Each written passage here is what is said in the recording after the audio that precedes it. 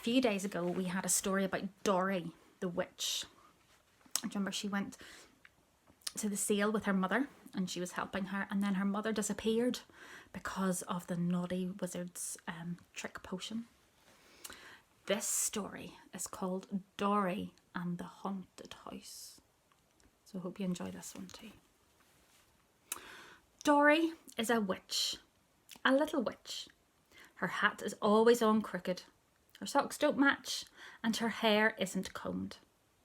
She lives in a house with a tall, tall tower. Inside the tower is a little secret room where the big witch mixes up her magic. One day, just before Halloween, the sky grew dark and the wind began to blow. Dorrie and her black cat Gink were looking out the window. "Look at all the witches and wizards," said Dorrie. "They're coming to our house." "Come on, Gink, something has gone wrong." So down, down, down the stairs went Dorrie, and so did Gink. Witches and wizards in all shapes and sizes were crowded into the hall. They were all talking at once.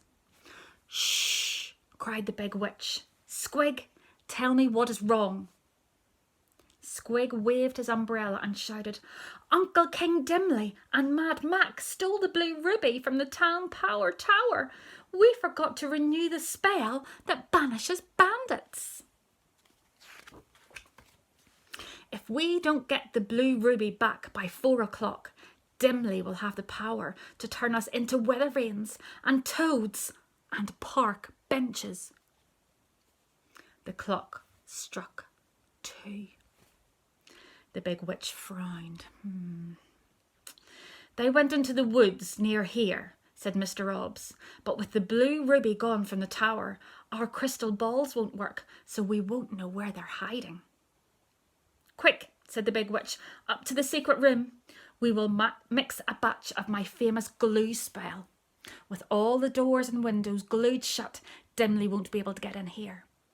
Then we will mix a potion so strong that when I dip my finger into it, I can lead us to the blue ruby. We must hurry if we are to find the blue ruby by 4 o'clock. All the witches and wizards flocked up the stairs towards the secret room, while the big witch mumbled over her plan. Dorrie and Gink were right behind her. "I'll help," said Dorrie. "I can do the stirring." "No," said the big witch. "Go back downstairs and wait. This is the most important magic ever mixed.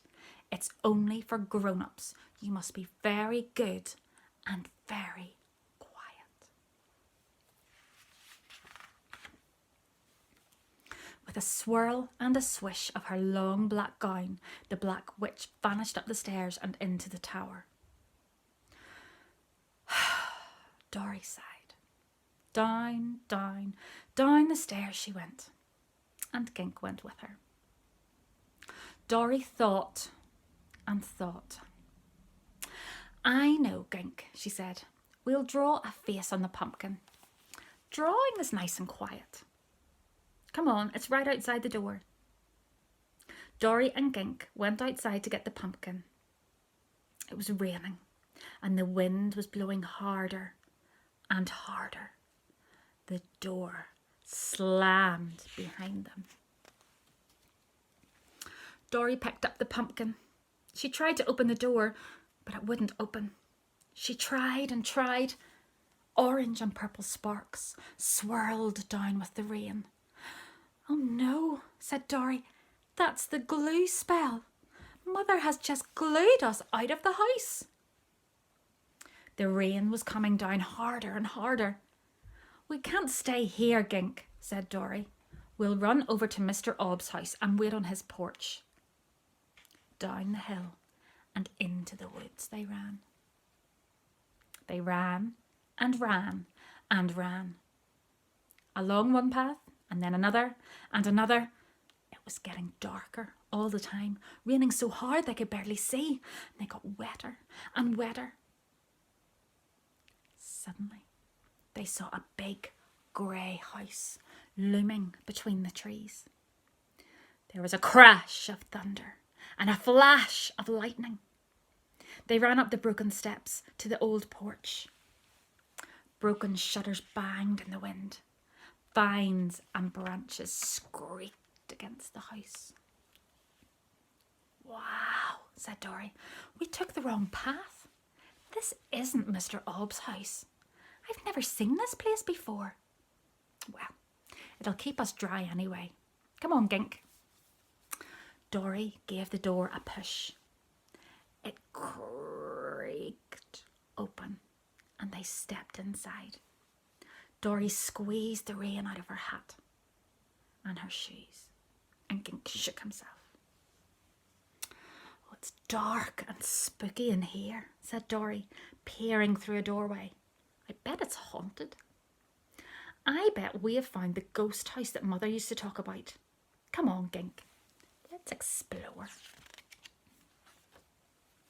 Dorrie tiptoed into the parlour and Gink went with her. Mice scurried into the corners. Bats flapped past her hat. Old dusty curtains hung like ragged ghosts at the dark windows. Wind whistled in the dark, empty chimney. Dorrie and Gink tiptoed round piles of books and boxes and old furniture covered with dust and cobwebs. Outside, branches screeched and creaked louder and louder against the house. Lightning flashed and thunder boomed. Dorrie jumped. Gink's fur stood on end. There were rattles and crashes and thumps. "This storm," said Dorrie, "is making a lot of noise. It almost sounds as if someone was in the house besides us." They tiptoed into the old dining room and looked around. Mice had made nests in the chair cushions and cobwebs hung over everything. "Oh, goody," whispered Dorrie as the cobwebs fluttered and swayed in the dark air. "I'm glad we're not glued in the house. This is better than stirring stuff in a smelly old cauldron in a stuffy old tower." Dorrie found another door and pushed it open. "Oh, look, Gink, a haunted kitchen," she whispered. "If Cook saw this, she would have a fit of grumbles for a month." Vines had grown through a crack in the window. Rusty kettles and pots, bottles and pans and cans, tins, dishes, bowls, ladles and spoons were scattered everywhere. Rain spattered against the window. Lightning flashed brighter and brighter. Bats flapped and squeaked. A crash of thunder shook the house until it rattled. There were thuds and bumps and a strange whispering sound. "It's getting spookier around here all the time," said Dorrie. "Let's go down that hall. Maybe there's a pantry like the one we have at home." Down the dark hall they went. They came to a small door. Dorrie grabbed the rusty handle and turned it. The door slowly creaked open and they went inside. A glimmer of light from a narrow window shone on shelves of dusty jars and jugs, on bins and brooms, and a big flour barrel left near the window. "It is the pantry, and it really is scary," said Dorrie. "There's so much dust on the pickle jars that they look like ghost pick..." Dorrie stopped. A flash of lightning brightened the room, and in the dust and the flour around the barrel were footprints. Big footprints. Lightning flashed again, and thunder rolled and boomed, and the house shook. The pantry door swung shut behind them. Oh, ghosts! Listen, Gink, whispered Dorrie. It wasn't branches screaking and shutters banging in the wind. The sounds were coming from inside the house. Footsteps and voices were coming closer and closer and closer. Dorrie ran to the window. She scrambled up on a stool and she tried to open the window, but she couldn't. She pushed harder. Suddenly the stool skidded and Dorrie fell down down, down, right into the old flour barrel. And so did Gink. Heavy footsteps creaked, then stopped outside the pantry door. Voices argued back and forth, louder and louder. Gink held Dorrie and wriggled down into the flour as far as she could go. Ouch! I've sat on something sharp. Feels like a rock, whispered Dorrie, reaching down into the flour. She shoved it into her pocket and held Gink closer. Lightning flashed. Gink sneezed. Choo! Thunder crashed. Dorrie sneezed. Choo! It's the floor, said Dorrie. She sneezed again. Choo! Those ghosts will find us for sure if we keep sneezing. Come on. There she is, all covered in flour. You can hardly see her. There's her eyes. They scrambled out of the barrel, all white with the flour, and hid in a dark corner near the door. The voices stopped. Slowly, with a loud creak, the door pushed open. A great, big, shadowy shape and a smaller one crept into the pantry and over towards the flour barrel. A clap of thunder shook the house. Dorrie grabbed Gink and dashed out of the pantry and slammed the door. They slammed it so hard that the rusty handle fell on the floor. Dorrie raced to the front door. It was locked. Voices from the pantry were yelling louder and louder, and they sounded crosser and crosser. A ghost! I saw it! A ghost took the ruby! Oh, stupid! It's a trick. You're seeing things. I'm not. Thud! You are. Crash! Help! The ghost locked the door and took the ruby. Dimly, we're trapped. Dorrie didn't wait to hear any more. She whirled round and raced upstairs with Gink. She dashed into her room, slammed the door, and locked it. Dorrie put Gink down and looked around. It's an old bathroom. The ghosts are so busy arguing about some other ghost, maybe they won't look for us. Dorrie listened. The banging and crashing had stopped. She heard footsteps running round and round, doors being opened, boxes sliding, and once in a while, a shout. Oh, help! They're after us, said Dorrie. She jumped into the old bathtub with Gink and pulled a rug over them. It's awfully dark, she whispered to Gink. Maybe they won't look for us in here. Maybe it will be too dark for them to see us. They hid under the rug and listened. They listened and listened.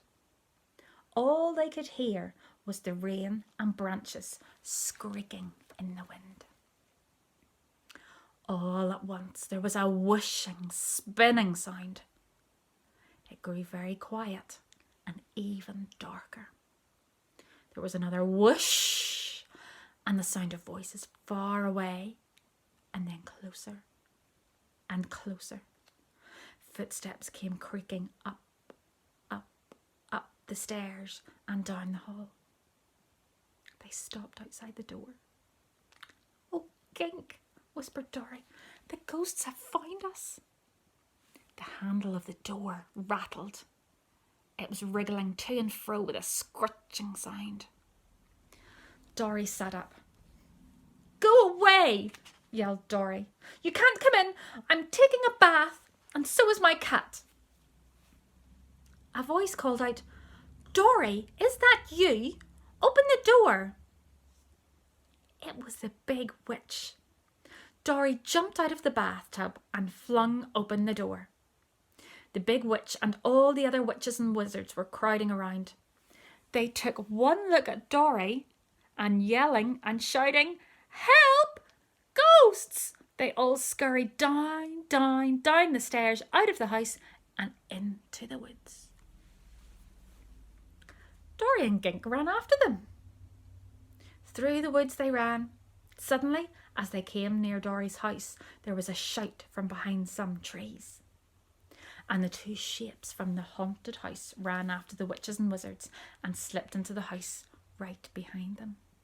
The door slammed and locked. Why do you think all these witches ran away from Dorrie? They thought she was a ghost. Poor Dorrie has forgotten she's covered in flour.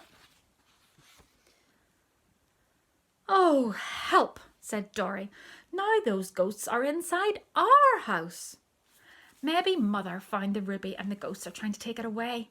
Oh, we've got to warn her, Gink." Sparks were shooting out of the tower and whirling in the wind and rain, round and round. There were great puffs of purple smoke. Dorrie stood in the garden with Gink and shouted up at the tower. She shouted and shouted.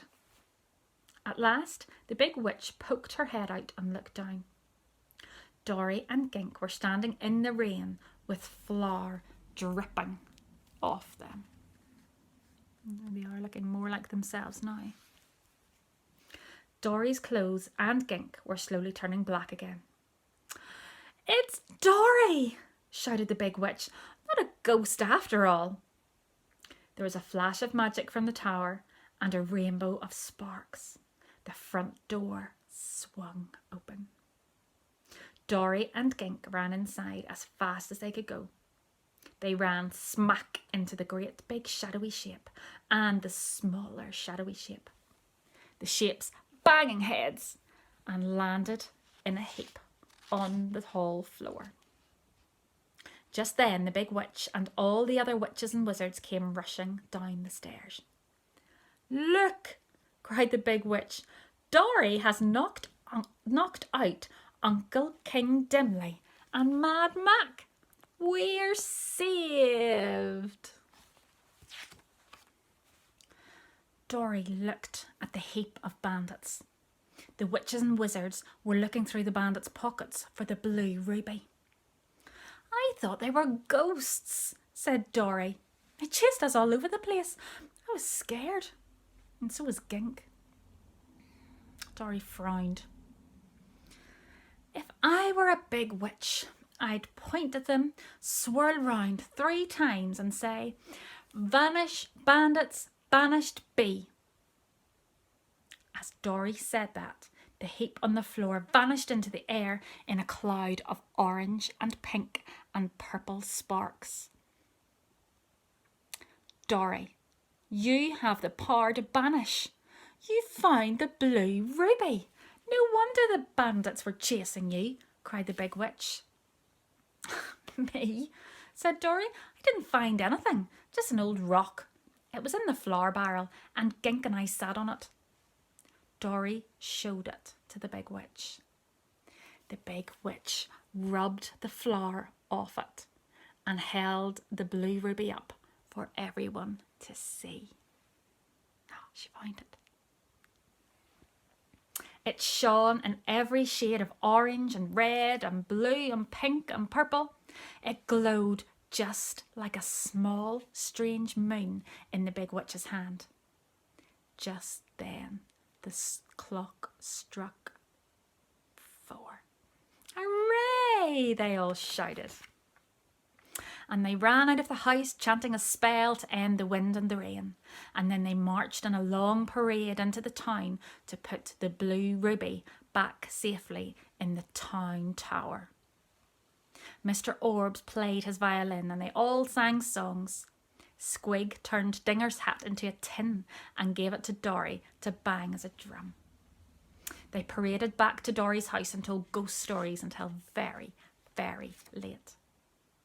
The stories were so scary that the witches and wizards were afraid to go home in the dark, so they all spent the night in the parlour.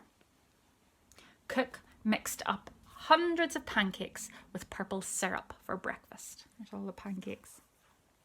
All the witches and wizards voted to make that day a special holiday ever after. They would call it Dorrie's Day. "Gink helped," said Dorrie. "He fell into the flour barrel on top of the blue ruby too."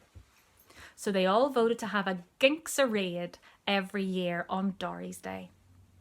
Every year they'd renew the banishing bandit spell, tell ghost stories, and eat pancakes with purple syrup. And they did.